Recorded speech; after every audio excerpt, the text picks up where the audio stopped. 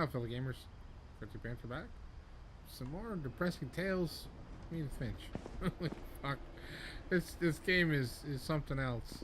What the hell? Okay, so this is what these stairs here are. Okay. Yeah, this game is something else. My mom moved up to the loft after her brothers died. At the time, it was as far away as she could get.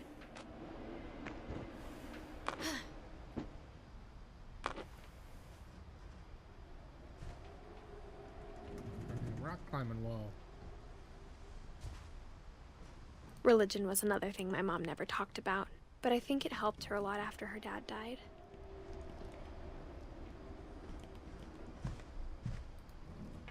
My mom moved to India a week after graduation and got a job teaching English. She spent a summer building houses in Calcutta, where she met my dad, Sanjay.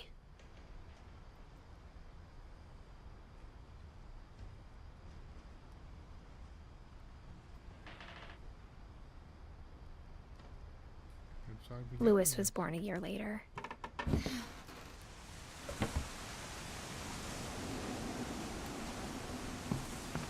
When my dad died, I don't think Mom knew where else to go. I'm sure Edie was happy to have her back. And to see kids in the house again.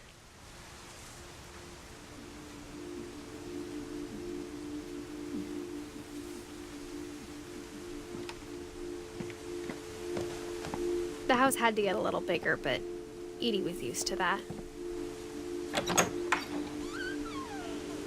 And for a while, things were good.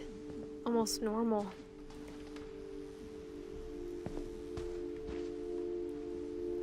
Normal as this fucking family could be, I guess. But it didn't last. Figured. The beginning of the end was Milton's 10th birthday, when Edie gave him a castle.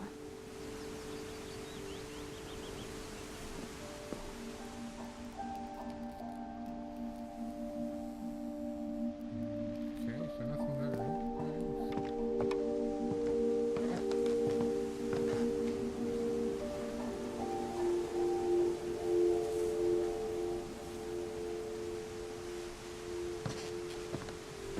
Can't go in there.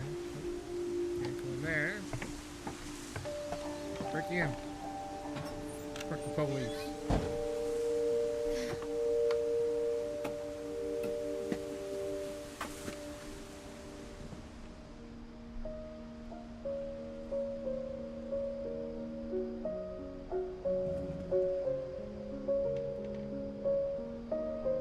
I think Edie was happy to finally have another painter in the family.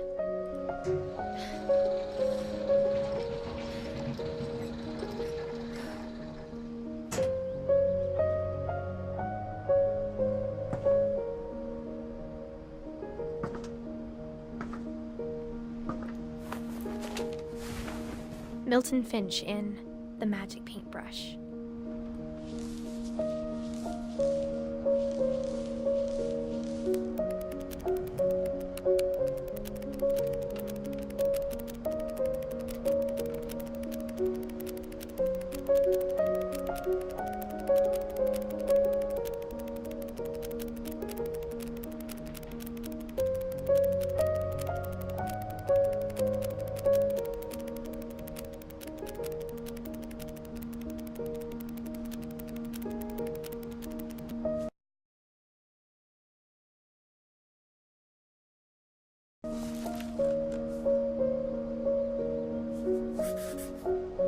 I was 4 when Milton disappeared.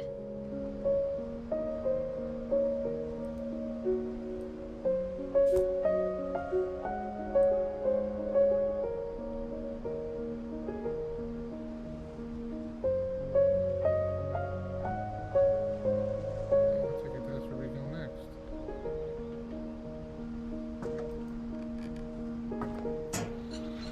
Mom spent months searching for my brother. Then she sealed the doors.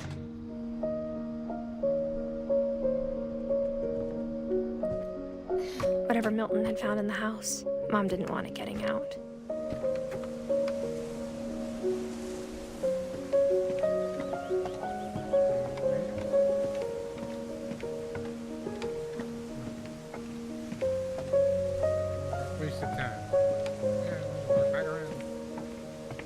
said in previous episodes, this is an amazing looking game. It's on PC, and all my settings I think are set automatically defaulted to Ultra.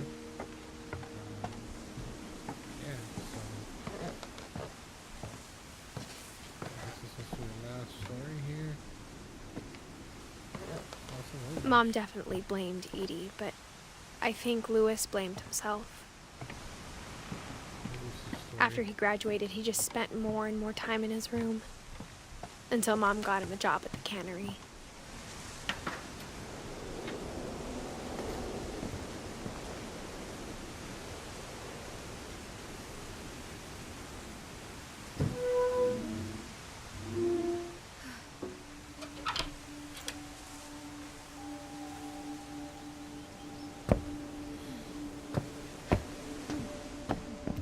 Lewis's room smelled very, very familiar.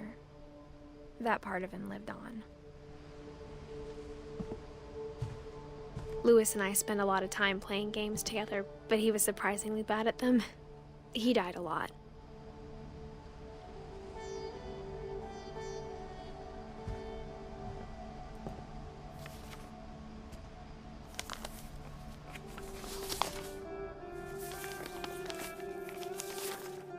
Dear Mrs. Finch, as Lewis's psychiatrist, I can understand your desire for an explanation.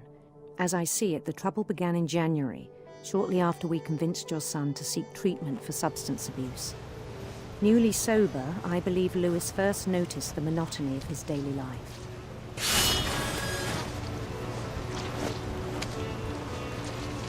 He kept working at the cannery, but he withdrew part of himself. In our sessions, I saw the same behavior. His mind began to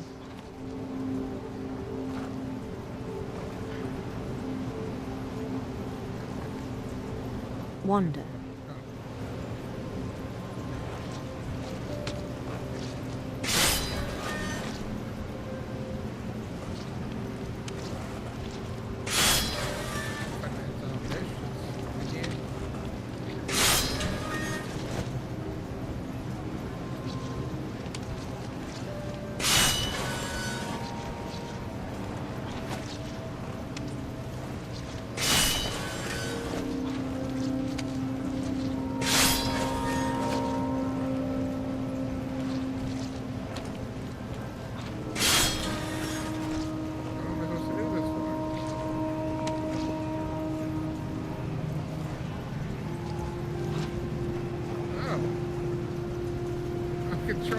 Okay, all right. I asked him to describe it. He said he started small. Gotta catch up. Get out of the fish. Imagining a labyrinth. He'd feel his way about. Then something moved. Things at once. Bats. And toads.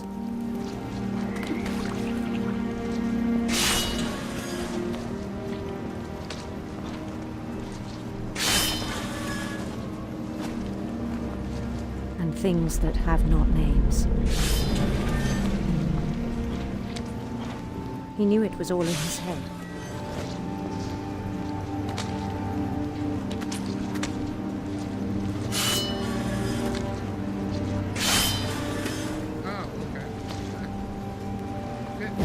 He took it very seriously. I had hoped he'd find himself.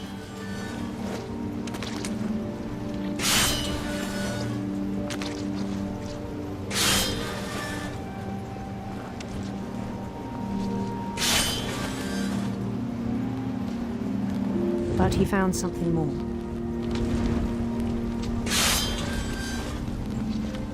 I worried about him then. Daydreaming at the cannery. I spoke with his boss. But he said Lewis had become a model employee. Methodical, tireless, focused. Like a whole new Lewis. Yes, that's his hand. so I let him go on.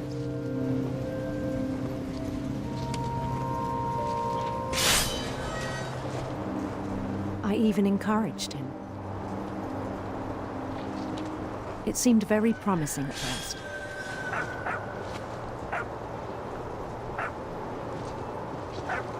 He told me he'd made a new friend.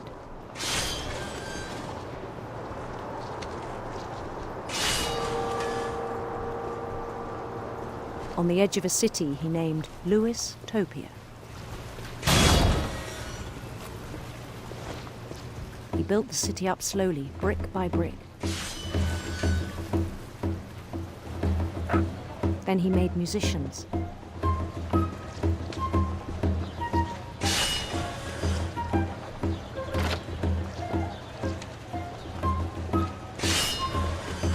And songs for them to play. He talked about starting a band.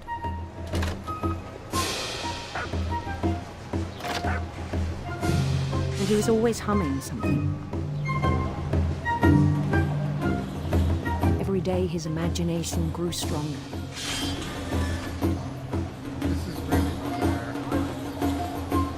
He no longer spoke at the cannery. But his chopping was as reliable as ever. Then one day it struck him that all the cheering crowds, even the stones under his feet, were all in his imagination. So he could do whatever he wished.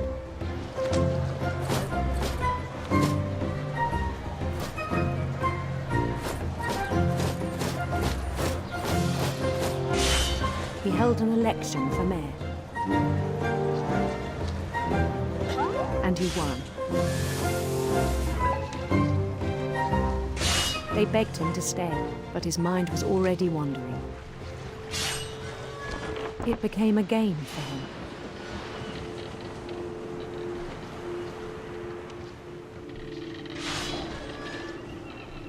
He'd conquer a city, then immediately push on.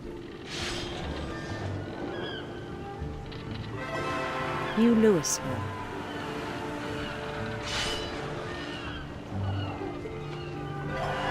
St. Louis.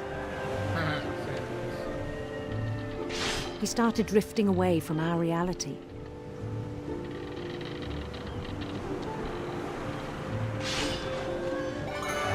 Minneapolis. Until one day he forgot to go home from the cannery. Even as his mother pleaded with him, part of Lewis kept sailing on.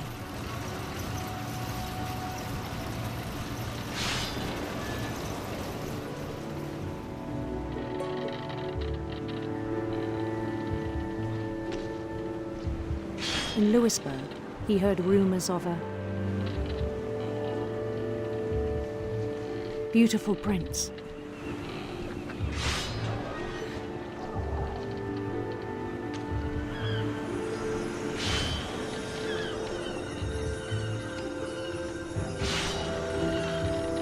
The prince was on his own quest for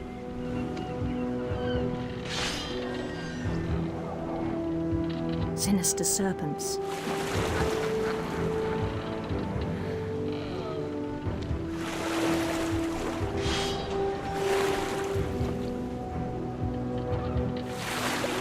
He followed the sound of his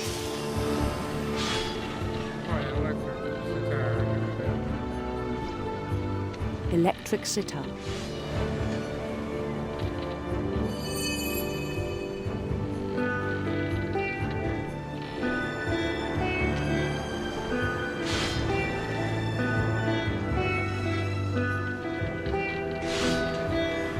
His chase led him to a golden palace east of the sun and west of the moon. Even then, his logic remained sound. He knew the world was all in his imagination.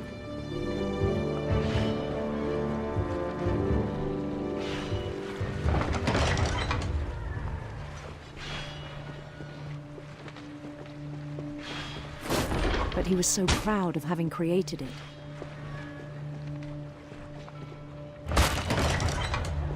In his own eyes, he'd become something greater than a king.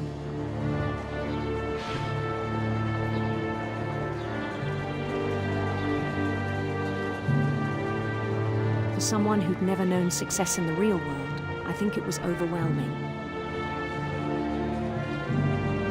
And then it struck him that the real Lewis was not the one chopping salmon, but the one climbing the steps of a golden palace.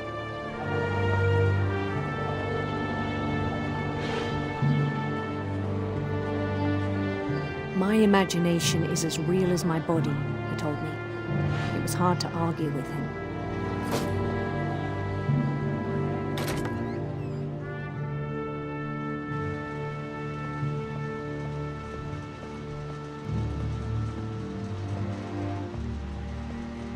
We began to forget the world we know.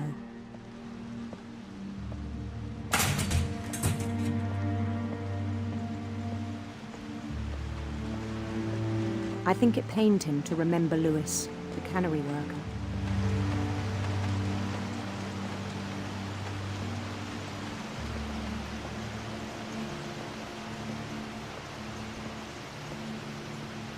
He began to despise the man with a royal contempt.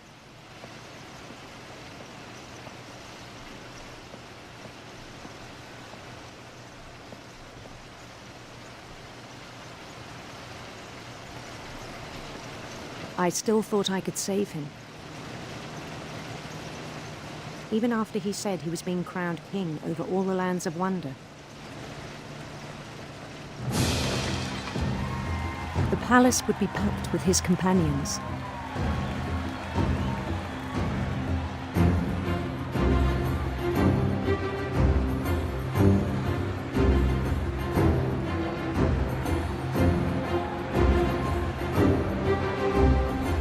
Including the wise Calico who'd insisted on advising him.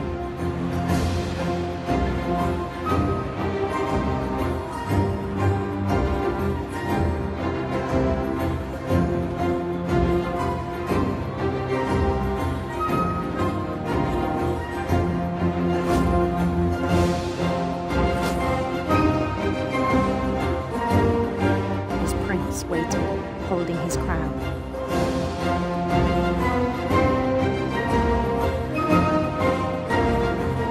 There was only one thing left to do.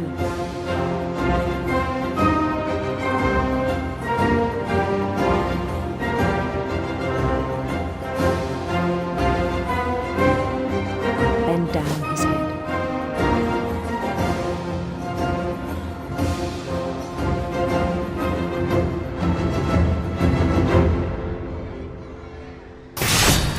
And the rest I think you know.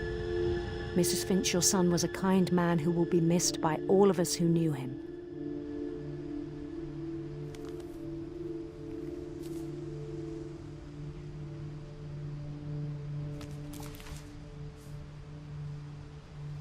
My brother was really cool. I wish you could have met him.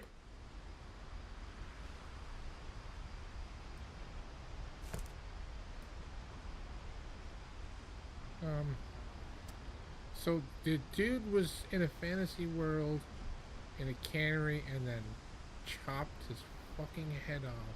I think he was just gonna chop his arm off and bleed to death or some shit. But no. The dude fucking shoved his head in and guillotined himself.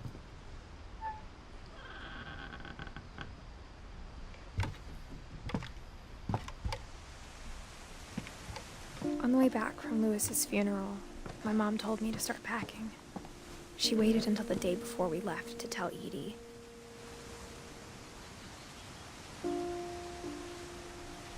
I'm make it easier or harder. I wish we'd stayed. But I understand why we left.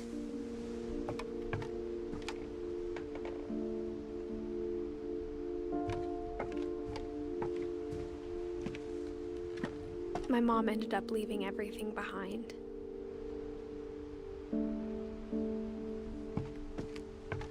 What happened that night had been coming for a long time. Maybe it should have come sooner.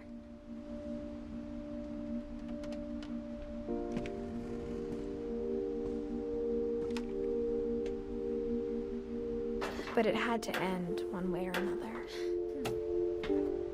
All that's left now is to tell you about that last night.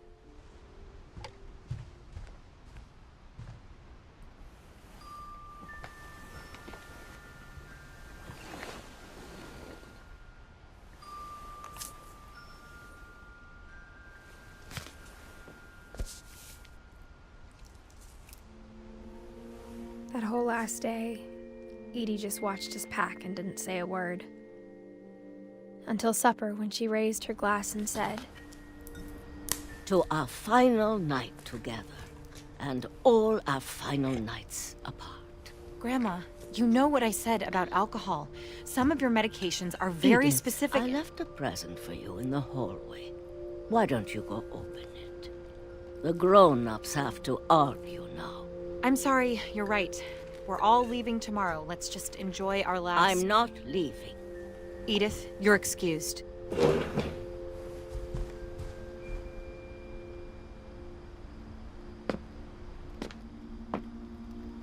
the power had been shut off that morning, but Edie always had plenty of candles. When my mom sealed the library, I don't think she knew about the other entrance. Or that Edie had a key to it.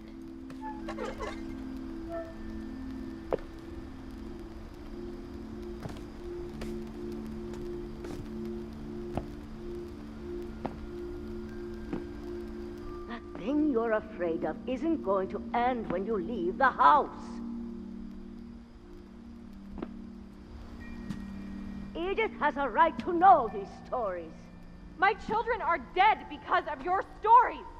I think it's best if Edith and I leave tonight. We'll have the nursing home send a van for you in the morning, okay?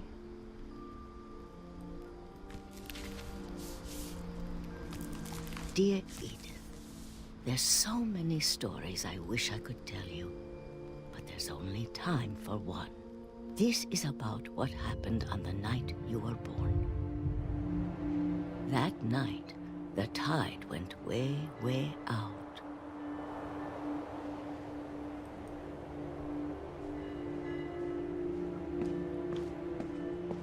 It was the first and last time I ever saw the old house aground. There'd been an earthquake out in the middle of the ocean.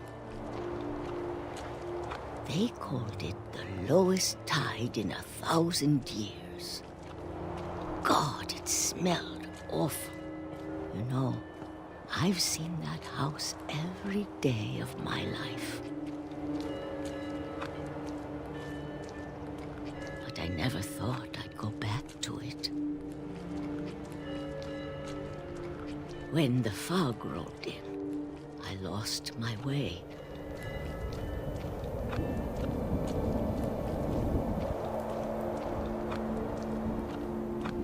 I got turned around.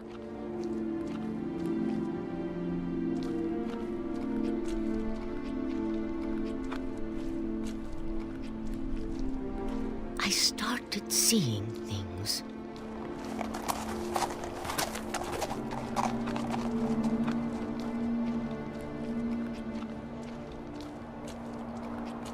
Things I'd forgotten had ever existed.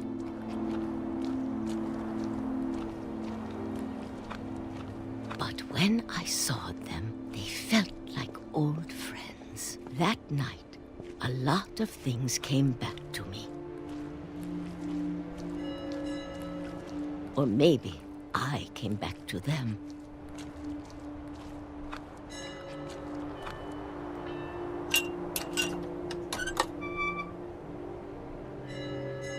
Things I can't explain, but that I need you to try and... Edith, what are you doing in here?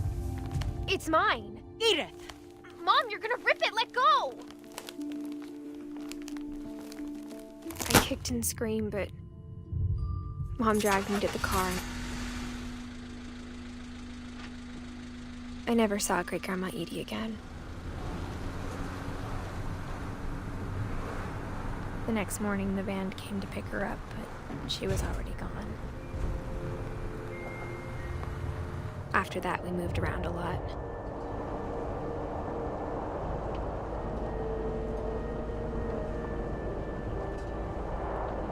We both tried to make the best of it.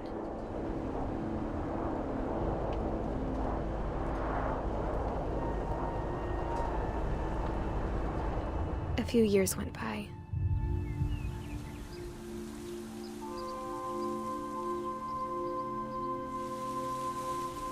My mom didn't like to talk about it, but she started getting sick a lot. The rest happened pretty quickly. She got better for a while, and then she didn't. And then I was alone.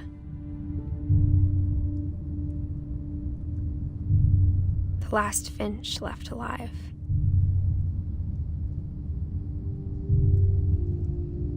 Until I found out about you. I'm still not sure what to tell you about all this.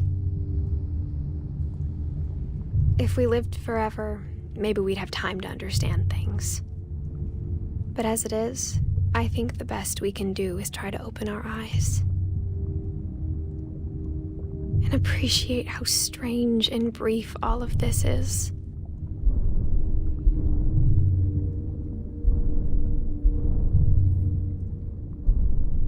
This journal was supposed to be for you. But now I hope you'll never see it. I just want to meet you and tell you all these stories myself. But I guess if you're reading this now, things didn't work out that way.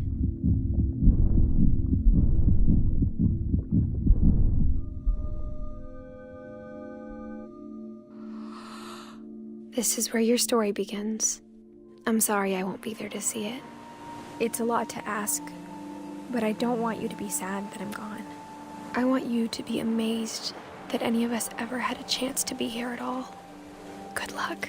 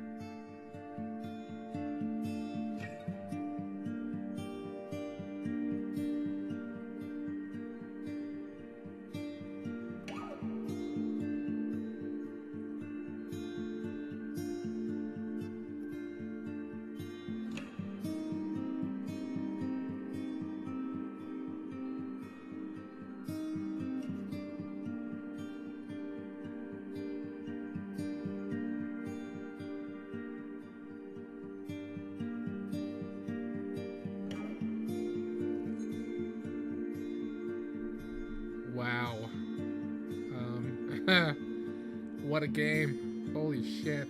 What a story. I got right quiet at the end. That was some impressive storytelling. Impressive. Very impressive. Thanks for watching.